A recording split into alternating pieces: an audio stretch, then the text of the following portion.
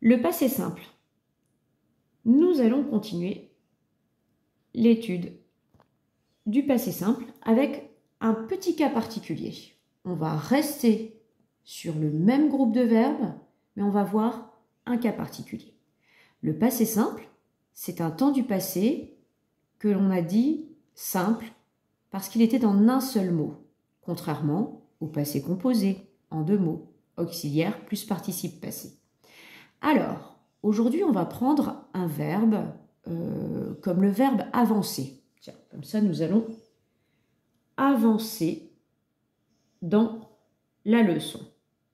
Alors, quelque chose me dit que nous aurons besoin de l'apostrophe. Je prépare mes pronoms et ensuite, on va voir que ce verbe, comme bien d'autres, présente une petite particularité.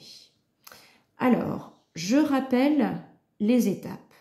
D'abord, je vais commencer par recopier mon radical à toutes les personnes avant de mettre ma voyelle caractéristique.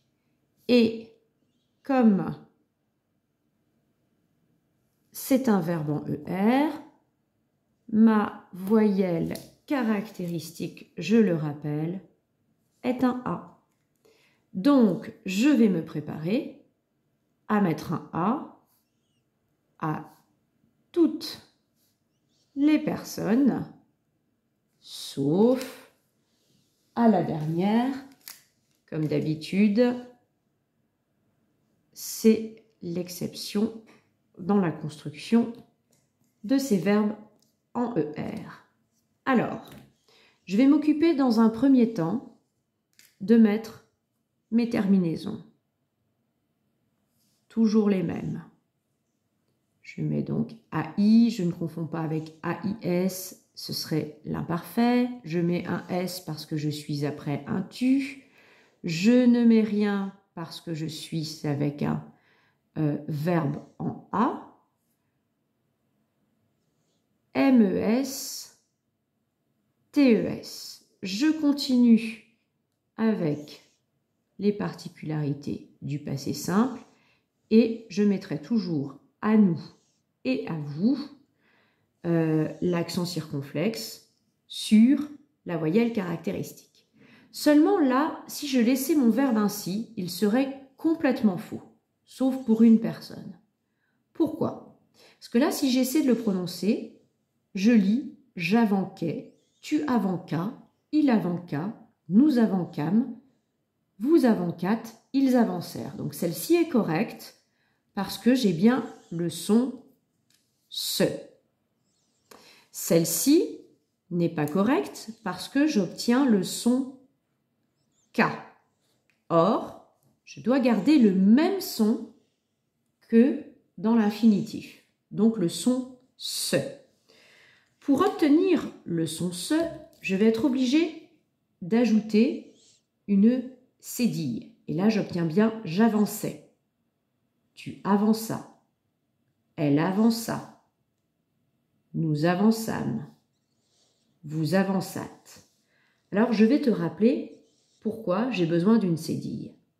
Parce qu'en fait, dans la langue française, quand j'ai un C, il ne se prononce pas de la même façon suivant la voyelle qui le suit.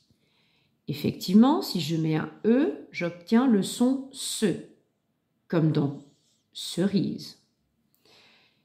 Si je mets un I, j'obtiens le son « si », comme dans « citron ».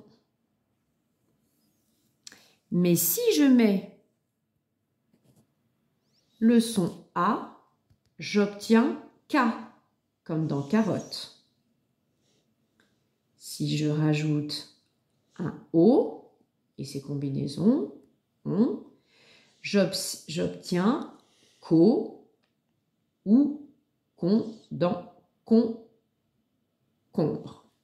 Si je rajoute un U, j'entends Q comme dans curieux. Et moi, je propose toujours d'inventer une petite phrase qui reprend les sons. Donc, je pourrais dire par exemple, c'est curieux, cerise et citron ne se prononcent pas comme carotte et concombre. Voilà. Et donc, ça fait 5 mots qui restent dans un coin de ma tête et qui, en cas d'hésitation, si je ne sais pas si je mets une cédille ou pas, eh bien, je sais que je n'aurai jamais besoin de cédille pour cerise et citron, donc devant un E et un I, mais que si je dois avoir le son SE devant un A, un O et un U à partir d'un C, je devrais rajouter la cédille. Voilà pour cette particularité dans un verbe en ER.